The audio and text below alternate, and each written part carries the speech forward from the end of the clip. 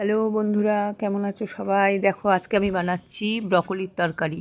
তো ব্রকলিটাকে আমি ভাপিয়ে নিয়েছিলাম, এবার আলুটাকে একটু ভেজে তুলে রাখবো। তারপরে আমি কড়াইতে তেল গরম করে দিয়ে দেব রসুন কাঁচা লঙ্কা।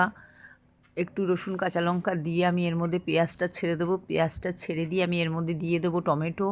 তো পেঁয়াজটা একটু ভাজা ভাজা হয়ে গেল আর দিলাম টমেটো। টমেটোটাকে দিয়ে নাড়াচাড়া করতে করতে আমি এর মধ্যে আলু আর ব্রকলি একসাথেই ছেড়ে দেবো। দিয়ে আমি একটু নুন, হলুদ, একটু জিরের গুঁড়ো, একটু ধনের গুঁড়ো দিয়ে দেবো একসাথে। দিয়ে আমি রান্নাটা পুরো ঢেকে করব। গ্যাসটাকে সিমে দিয়ে দেখো আমি ঢেকে ঢেকে রান্নাটা করছি। আর আমি একটু দিয়ে দেব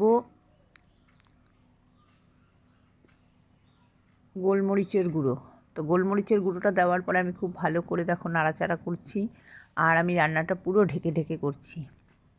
তো দিয়ে দিলাম নুন, দিয়ে দিলাম হলুদ, দিয়ে দিলাম গোলমরিচের গুঁড়ো, একটু জিরের গুঁড়ো, ধনের গুঁড়ো সব দিয়ে আমি নাড়াচাড়া করে ঢেকে ঢেকে রান্নাটা করব। দেখো প্রায় আমার রান্নাটা হয়ে এসছে। তোমরা কে কে ব্রকলি খেতে পছন্দ করো কমেন্ট করে জানাও। আর ভালো লাগলে চ্যানেলটাকে সাবস্ক্রাইব করে দিও।